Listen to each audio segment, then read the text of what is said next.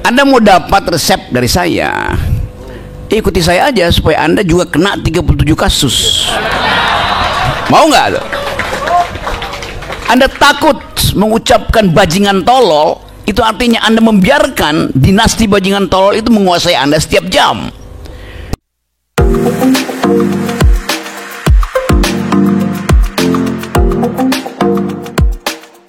Oke, kami persilakan untuk teman-teman pertanyaan atau mungkin pendapat, terserah, atau mungkin ada hal yang berbeda dari yang dipaparkan kedua pemantik. Kami sangat persilahkan untuk melakukan itu semua. Saya buka sesi pertama, silakan Mas yang pakai kacamata satu, Mas yang di sana yang pakai baju coklat ya, jenengan. Tapi bukan laler dia. Bukan laler itu orang itu.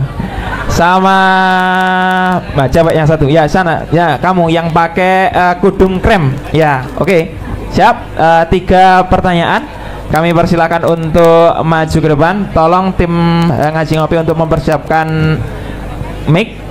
Nah itu yang pertama dari Mas yang yang berkacamata itu.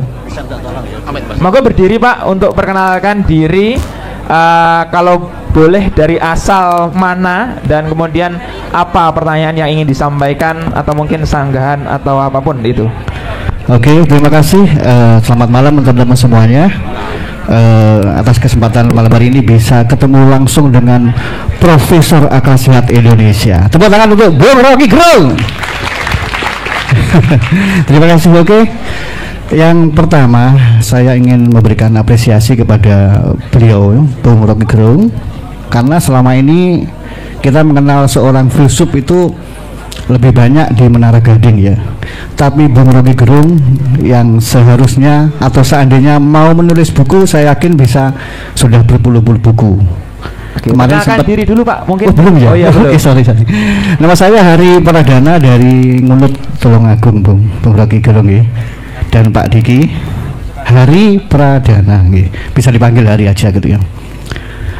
Ya, oke, kembali ya, tadi memberikan apresiasi kepada Bung Rocky Gerung, seorang filsuf yang sebenarnya kalau mau menulis buku mungkin bisa berpuluh-puluh buku ya, karena pernah mendengar dalam sebuah VT Bung Rocky Gerung sanggup mengerjakan skripsi hanya dalam waktu 5 atau 7 hari, Bung. Nah, kalau nggak salah ya. Artinya kalau mau hanya sekedar menulis buku, beliau akan begitu banyak gitu. Namun Bung Rocky lebih memilih untuk bersama masyarakat ya, mencerdaskan. Artinya kita di sini semua seperti kuliah S3 semua di sini ya, calon-calon doktor masyarakat ini ya. Kemudian pertanyaan saya ini, Bung Rocky, yang pertama, selaku Profesor Akal Sehat Indonesia yang sudah diakui ya. Namun demikian kalau kita mau mendengar sedikit ke masyarakat bawah, sering beranggapan bahwa pemikiran Bung Rocky itu kontroversial gitu ya, kurang dimengerti ya, kurang dimengerti sehingga nadanya negatif gitu loh. Wah itu ngerusui pemerintah dan sebagainya seperti itu. Bahasa Tulungagung Pah ya. Gitu Bung Rocky Gerung ya. Untuk masalah di Tulungagung pemimpin saya nggak menanyakan secara khusus, tapi secara nasional bahwa tolong Bung Rocky ya, bisa dijelaskan nggak bahwa money politics itu sangat merugikan Indonesia, khususnya dalam memilih seorang pemimpin atau wakil rakyat yang punya kredibilitas. Terima kasih. Wassalamualaikum warahmatullahi wabarakatuh. Waalaikumsalam warahmatullahi wabarakatuh. Terima kasih Pak Hari tadi ya.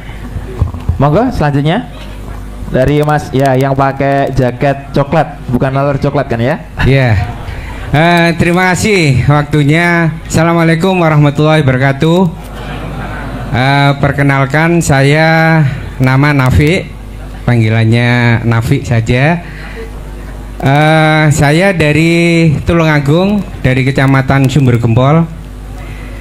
Terima kasih waktunya Bung Rocky dan Pak Didik. Ada 2 poin mungkin yang saya ingin sampaikan dan terkait bagaimana mencari pemimpin yang tadi digambarkan sebagai seperti Cinderella. intinya yang memiliki nurani, berhati nurani yang baik.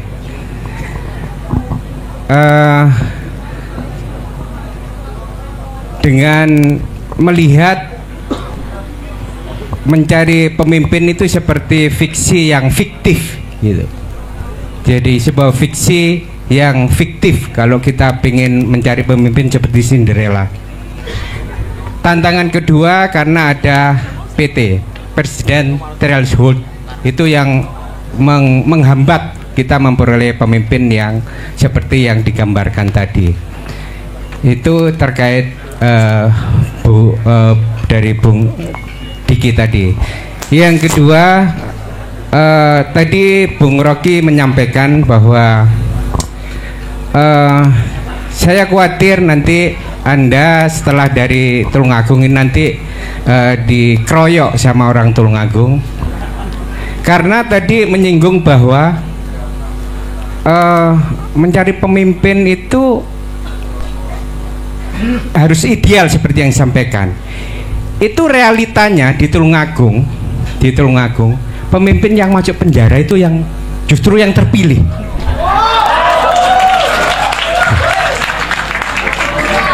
Yang jelas-jelas tidak ada moral itu terpilih.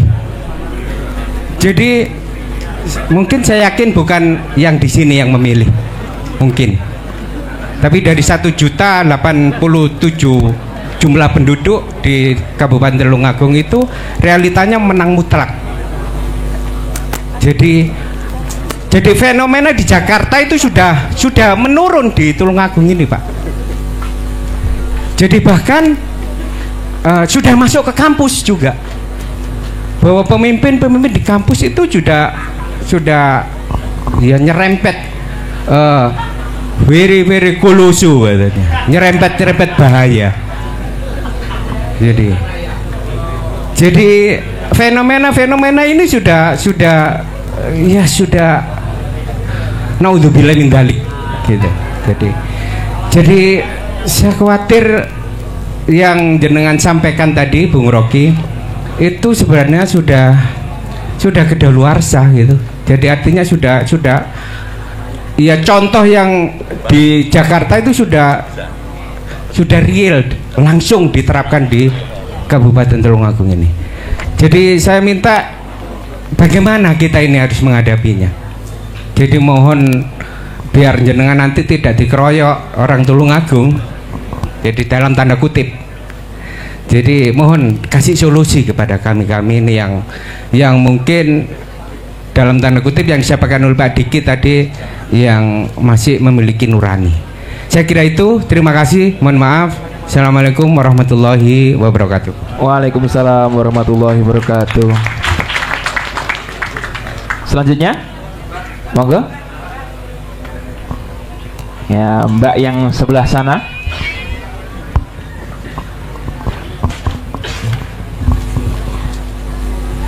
Baik, selamat malam. Terima kasih waktunya. Perkenalkan, nama saya Nata dari UIN Tulungagung.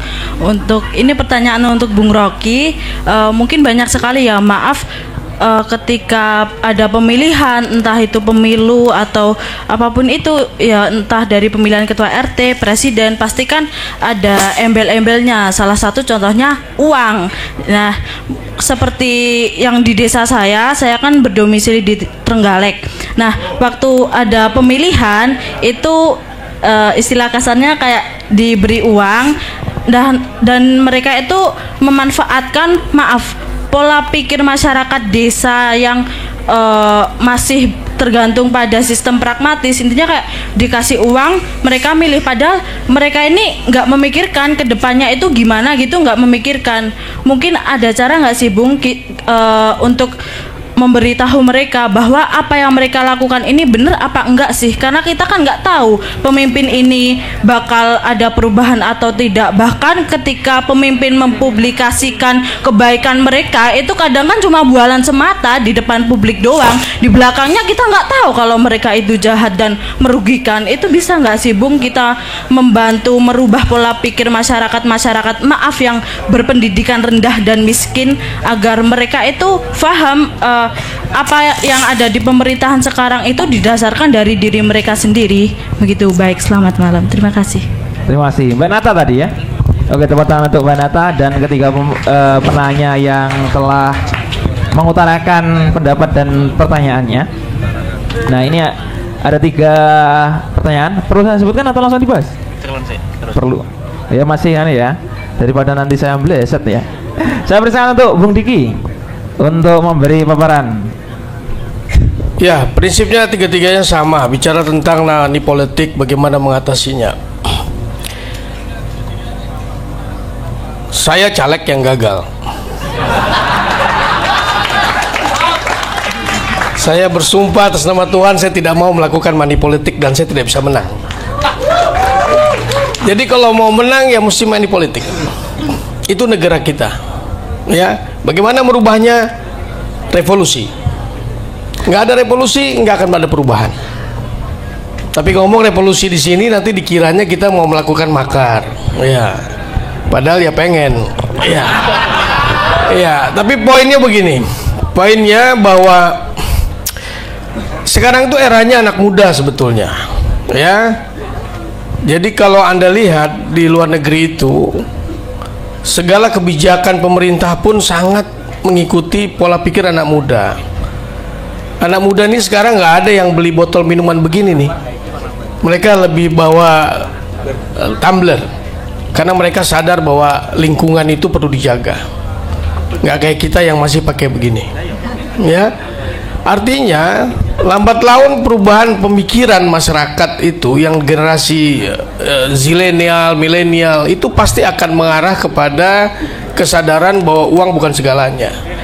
Tapi itu tidak akan berubah di negara ini kalau kemiskinan masih ada.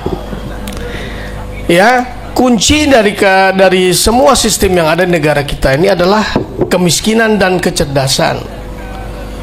Kita ini pemilihnya 60% itu rata-rata adalah orang yang tidak lulus SMP. Dan suaranya sama dengan suara profesor seperti Rocky. Sama. Suara Rocky satu, suara anak SMP yang tidak lulus itu juga satu. Kemudian kemiskinan. BLT yang 300.000, bansos yang beras 10 kilo cukup habis 2 minggu, itu cukup membuat mereka berubah pikiran kepada yang memberi. Itu karena kemiskinan. Jadi persoalan money politik ini persoalan yang sangat menjengkelkan dan capek untuk dibahas. Orang seperti Bung Rocky yang teriak-teriak luar biasa sampai berani bilang bajingan tolol tidak merubah apapun. Rafli Harun, Faisal Basri, Isaduddin Nursi, Din Samsudin, Amin Rais, apa pengaruhnya? Makin memperburuk juga situasi politik sekarang. Betul tidak? Ada Bung Rocky yang tiap hari bicara di FNN, merubah tidak? Tidak juga merubah keadaan politik di negara kita. Cuma kalian senang aja dengernya sekarang. Senang denger dia berani ngomong keras, berani bicara tentang kebenaran, tapi tidak merubah keadaan negara. Karena yang kita lakukan adalah menyampaikan kesadaran, tapi tidak belajar menyadarkan. Kita ini tidak pernah mencoba menyadarkan pada partai politik. Kita cuma bicara retorika tentang kebenaran dan kesadaran, tapi kita tidak pernah mengajak kepada kesadaran. Nah, ini yang susah. Sebetulnya saya lebih berharap anak muda yang melakukan ini. Makanya berkali-kali saya membuat kegiatan seperti ini di kalangan mahasiswa dan kampus. Mereka yang harus memulai. Karena berasal dari mereka, perubahan kesadaran itu terjadi di orang-orang yang ada di partai politik.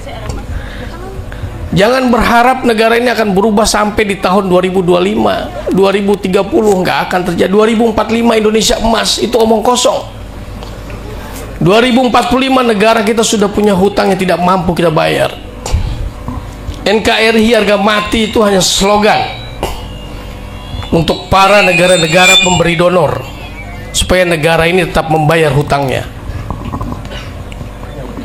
Buat saya NKRI bubarkan saja. Jadi negara federasi sehingga hutangnya bisa diatur oleh daerah-daerah masing-masing.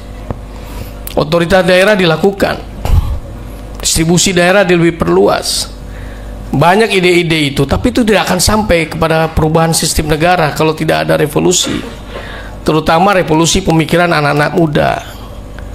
Ya, Bang Rocky ini capek tiap hari harus bicara begitu terus, bolak-balik dipanggil Mabes Polri karena dilaporkan. Ada berapa Bang kasus? 37 kasus dilaporkan, tapi tidak merubah negara, saudara-saudara, tidak merubah sistem, tidak merubah keadaan negara, tidak merubah Indonesia menjadi sejahtera. Semua orang-orang tokoh yang saya sebutkan tadi cuma teriak retorika kesadaran kepada mereka, tapi mereka nggak sadar. Jadi poin yang kita lakukan adalah menyadarkan partai politik, karena itulah biang keladi kerusakan negara kita. Dan itu harus dimulai dari anak muda. Generasi muda mulai aktif, mulai mau berpolitik. Jangan cuma cerita-cerita aja mau demonstrasi, kemudian golput dan lain-lain. Itu tidak menyelesaikan persoalan. Masuk ke politik, rubah orang-orang tua itu yang ada di dalam partai politik itu dengan pemikiran-pemikiran baru anak muda. Berkali-kali saya datang ke tempat anak muda, mahasiswa dan lain-lain, memanggil Bang Rocky, mengajak Rafli Harun. Tidak lain tujuannya adalah untuk melakukan itu. Tapi itu perjalanan panjang, Bapak Ibu semua. Revolusi bukan sesuatu yang bisa menyelesaikan persoalan katanya. Tapi saya yakin bahwa negara ini akan kembali menjadi baik setelah mengalami pembusukan yang maksimum, kata Bang Rocky. Jadi kita ini sedang dalam proses pembusukan negara, supaya nanti tuhonnya tumbang, akan masuk sinar matahari di antara pohon-pohon itu, sehingga menghasilkan tunas-tunas baru, sehingga negara ini menjadi negara dengan kepemimpinan yang bergaya baru. Mudah-mudahan, ya. Oke, kemudian ya prinsipnya sama. Mas Nafik salah, Anda tadi saya tidak bicara idealisme. Pemimpin yang saya bilang itu adalah seperti Cinderella. Kalau Anda mencari yang nurani itu hanya fiksi saja, Anda tidak akan bisa mendapatkan itu. Tapi tetap kita punya harapan kan, harus punya keinginan untuk bisa mendapatkan pemimpin yang itu. Bagaimana caranya? Ya carilah dari antara pemimpin yang ada tadi, yang koruptor tadi dan lain-lain, pilihlah yang punya etika yang paling baik. Itu yang harus Anda pilih. Daripada Anda golput, maka Anda akan kehilangan banyak hak Anda untuk mencari pemimpin di negeri ini. Bang Rocky, coba dimantangkan lagi Bang. Monggo Bung. Oke, saya tahu pertanyaannya itu aja tuh. Anda mau dapat resep dari saya, ikuti saya aja supaya Anda juga kena 37 kasus. Mau nggak tuh? Kan itu kan, kalau saya ditangkap, saya diperiksa segala macam itu, Anda ya kami doakan supaya selamat, kami ya bersama. Ya tapi Anda nggak mau ambil risiko, itu soalnya tuh. Politik is all about risk. Anda mesti ambil risiko dengan konsekuensi yang Anda hitung sejak awal. Anda takut nanti DO. Oh iya, Anda takut DO, itu artinya Anda mengizinkan negeri ini dipimpin oleh rektor dungu. Konsekuensinya Anda takut mengucapkan bajingan tolol, itu artinya Anda membiarkan dinasti bajingan tolol itu menguasai Anda setiap jam. Jadi kompleksiti pikiran itu yang mencegah Anda untuk menjadi seorang revolusioner. Dari awal itu masalahnya, sederhana masalahnya itu. Saya setiap hari itu ada 60-70 permintaan diskusi ke saya tuh. Saya bisa penuhi. Ini setiap hari ya, 60-70 tuh. Paling sebulan ya 5-6 kali saya keluar kota, tapi itu pun udah habisin energi saya. Tapi orang nunggu lagi kan di situ. Sambil Anda menunggu, Anda putuskan di Tulung Agung Anda mau minta tolong pada siapa? Pada keagungan. Nah, ini kesempatan saya untuk memberi semacam kritik diri bahwa Anda lihat misalnya, Anda barusan mendengar Pak Jokowi minta supaya Pak Prabowo datang ke Ibu Mega agar terjadi rekonsiliasi itu. Bayangkan, Jokowi harusnya cari cara supaya bertemu dengan Mega, tapi dia muter lewat Pak Prabowo. Lalu Pak Prabowo mungkin bilang, ya bagaimana saya mau tolong, Anda kan udah diusir dari PDIP kan. Kan mestinya Pak Prabowo katakan itu. Tidak mungkin Pak Jokowi, karena Pak Ibu Mega pasti tidak akan terima proposal apapun dari Jokowi melalui siapapun. Tetapi selalu ada yang siksak di situ. Ada partai politik yang masih menganggap bahwa pemulihan hubungan antara Jokowi dan Megawati bisa menimbulkan aura baru untuk membangun bersama. Tuh nggak ada istilah membangun bersama, membangun dengan perspektif sendiri. Karena itu politik seharusnya dari awal, politik hanya disebut politik kalau Anda tegas menyatakan siapa musuhmu. Bukan musuh pribadi, bukan musuh personal, tapi musuh dalam bentuk paradigma. Anda mesti terangkan bahwa kenapa misalnya ada kesenjangan antara yang kaya dan yang miskin. Kenapa misalnya jumlah aset kita yang akan ditinggalkan oleh ibu kota negara Jakarta akan pindah ke ikan, aset itu udah dilirik hanya oleh 4 orang. Sepanjang Tamrin mungkin 20 gedung itu dilirik hanya oleh 4 orang, lalu dia bagi kapling di situ. Anda tahu itu karena anak-anak muda, Anda baca literatur, Anda baca sinopsis media asing tuh. Tapi Anda tetap bertanya bagaimana menghilangkan money politics. Kan dasar dari kita berpolitik adalah tuker tambah ide, tuker tambah pikiran. Kemampuan itu kita ucapkan dari dalam hati kita, perluas ke keluarga, perluas ke tetangga. Jadi kalau tadi persoalannya, kita mau cicil atau kita mau bayar tunai kedunguan ini, silakan pilih aja kan. Saya ingin kita bayar tunai, karena itu saya senang kalau diundang ke sini. Mestinya besok ada demo di depan kantor wali kota, depan kantor gubernur kan. Hanya itu yang bisa menggetarkan. Apa yang terjadi di dunia hari ini? Anak muda dunia itu bangkit.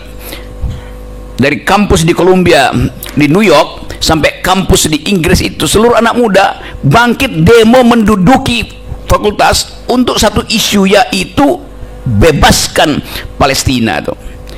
Jadi ada musuh bersama, dan kita mesti terangkan itu bahwa revolusi perubahan itu hanya akan timbul kalau kita ucapkan bersama-sama ada musuh bersama dan tunjuk secara konkret itu. Konkret bukan orangnya, karena nggak mungkin politik berubah hanya dengan ganti orang. Yang terjadi adalah anggapan bahwa seluruh dunia anak muda itu seolah-olah mengulangi nostalgia yang disebut flower generation tahun 60, ketika dunia menyadari bahwa intervensi Amerika di Vietnam adalah pelanggaran peradaban itu. Demonya satu dunia demo. Prancis itu mogok kuliah, itu rektornya jatuh pada waktu itu. Amerika akhirnya menyerah semua anak muda yang berupaya untuk mempersoalkan intervensi Amerika di Vietnam dianggap sebagai komunis. Padahal mereka memperjuangkan hak mereka untuk memimpin masa depan. Anda juga begitu. Ada Kaisang kemarin bilang bahwa PSI akan dibantu oleh Pak Jokowi untuk menemukan kader-kader di daerah tuh. Kaisang ketua partai minta bantuan bapaknya yang adalah presiden yang sebentar lagi tumbang. Jadi Kaisang nggak bilang begini, saya pemimpin PSI kalah, karena kami kalah kami akan renovasi cara kami berpikir. Tidak, dia bilang dia akan minta Pak Jokowi yang cara berpikirnya sama dengan Kaisang, sama dengan Gibran. Kan mestinya anda marah itu kan. Kami ingin ada cara berpikir lain. Jadi pada akhirnya politik itu adalah duel tentang siapa yang harus dimusuhi. Sekali lagi bukan soal orang ya, tapi soal pikiran, soal gagasan. Nah ini kesempatan buat kita itu. Mulailah dengan menggeleng pada dosen, menggeleng pada rektor, menggeleng pada bupati, menggeleng pada wali kota, menggeleng pada presiden, bahkan menggeleng pada presiden yang barusan terpilih. Itu yang kita perlukan. Jadi kalau kita anggap demokrasi itu kita menunggu sejarah, ya boleh aja. Tapi sejarah juga meminta kita untuk mempercepat perubahan. Jadi kondisionalitas itu sama seperti tadi teman masih bicara, ya itu nggak mungkin yang di Jakarta udah terjadi di sini. Ya kalau nggak mungkin ngapain hadir di sini? Justru kita mau ucapkan energi baru dari Tulung Agung sehingga Tulung Agung bisa menjadi tulang punggung perubahan. Poin-poin ini sebetulnya saya tahu teman-teman isi membangun komunitas kopi itu artinya mengakumulasi dan mengkristalisasi gagasan di situ. Nah, gagasan kalau dia sudah crystallize, sudah terbentuk molekulnya itu, dia akan mencari massa, dia akan mencari pengikut. Gagasan yang sempurna akan mencari pengikut yang radikal. Sekarang kita coba lihat apa isu yang memungkinkan kita mengorganisir lagi masyarakat sipil tuh. Soal kabinet, gampang soal kabinet, tukar tambah tuh. Soal ekonomi, tidak mungkin kita intervensi karena keadaan Indonesia itu tidak lagi kita kontrol, dikontrol oleh 2-3 pemain, 3 financial player, yang satu nongkrong di Singapura, yang satu di Jepang, yang satu lagi mungkin di Wall Street. 3 orang pemain apa namanya ini, kasino kapitalisme, pemain spekulasi uang, memantau pergerakan uang di Indonesia, saling call, kita kerjain yuk Indonesia sebentar tuh, lalu kursnya melambung. Lalu kita lihat bagaimana kemampuan Bank Indonesia untuk mengintervensi dolar supaya nggak kabur, habis cadangan devisa kita. Kan kita membaca itu dari ke hari ke hari, maka kita mesti bikin kegiatan paralel untuk memungkinkan percepatan pembusukan itu. Kita tahu pada akhirnya ini negara bakal bangkrut, maka kita mesti siapkan alternatif itu.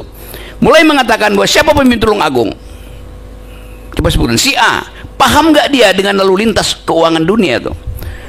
Siapa pemimpin Tulung Agung, si B, paham nggak dia dengan buruknya hilirisasi yang diasumsikan akan membangkitkan ekonomi Indonesia?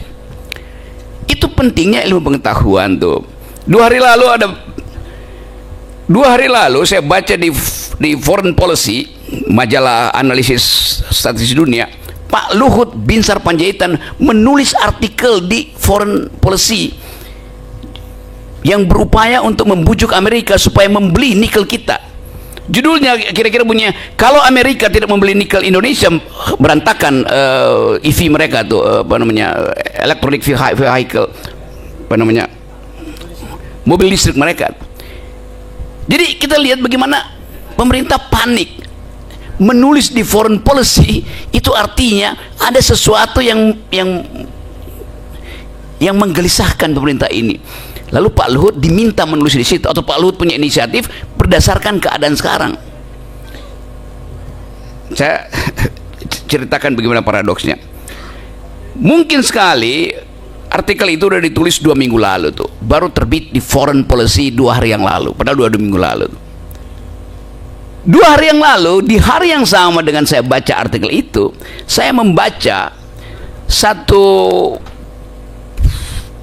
proyek energi baru oleh Nastron di Amerika yang menemukan energi yang akan menandingi nikel untuk pembuatan baterai, namanya sodium ion, lebih tinggi dari lithium ion. Sodium ion ini energi baru untuk mengantisipasi kebutuhan energi ketika kalian semua ini mulai masuk di dalam artificial intelligence yang membutuhkan kecepatan download, upload segala macam, sehingga nikel itu dihitung nggak mampu untuk dipakai sebagai alat untuk membackup pertarungan pikiran 5 tahun ke depan. Nikel Indonesia 7-8 tahun lagi habis itu. Jadi kita tahu bahwa ini negeri bakal bangkrut. Bagaimana caranya? Itu yang kita sebut sumber informasi itu. Kan semua sistem energi dunia, penelitian energi dunia, nggak ada yang terbuka, karena energi itu menyangkut rumus kimia, menyangkut statistik, deposit yang harus dilindungi datanya supaya nggak ada orang tahu berapa yang masih ada di Indonesia, berapa yang nikel yang mungkin punya Australia itu. Nah, ini sebetulnya yang saya maksud, teman-teman mahasiswa di Tulung Agung, baca supaya kita tahu momentumnya sudah tiba. Kan itu dasarnya kan. Jangan sampai satu waktu kemudian kita terlambat. Itu pentingnya mulai menganalisis keadaan global, karena Indonesia berubah bukan karena kemampuan kita sendiri, juga karena faktor global, terutama soal energi dan lingkungan. Nah, coba bikin kelas-kelas studi di sini itu dan ucapkan setiap hari bahwa kami mengerti keadaan di dalam negeri dan di luar negeri. Kami tahu bahwa cadangan devisa Bank Indonesia pasti habis. Kami tahu cadangan nikel kita pasti habis tuh. Ini jadikan sebagai argumen untuk Anda duelkan dengan calon pemimpin Tulungagung. Mungkin calonnya bilang, itu kan urusan dunia, saya cuma memimpin Tulungagung yang rakyat cuma berapa, 1.300.000. Loh, bukan itu intinya. Kita mau pemimpin di tingkat lokal pun tahu apa yang terjadi di dunia. Itu namanya pemimpin yang kita idealkan tadi itu. Jadi sekali lagi, mulai hentikan itu. Kalau soal money politik udah tahu itu nggak bisa dihapuskan tadi. Pak Diki udah terangkan dari awal bahwa sistem kita didesain untuk itu. Jadi ngapain mengeluh tentang sistem itu? Kita mesti lakukan countervailing force untuk menghalangi itu. Jadi cara berpikirnya kita ubah bahwa kita nggak mungkin meminta dari dalam untuk berubah. Harus ada sponsor dan kekuatan dari luar. Seorang perempuan Amerika, kira-kira di tahun 80-90 itu mendalilkan bahwa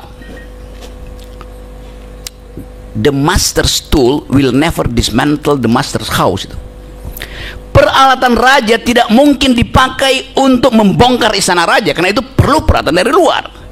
Teman-teman muda di Tulungagung, ada peralatan dari luar untuk membongkar istana raja tuh. Istana Raja Tulungagung, Istana Raja Jawa Timur, Istana Raja Indonesia bagian Barat, Istana Raja Republik Indonesia.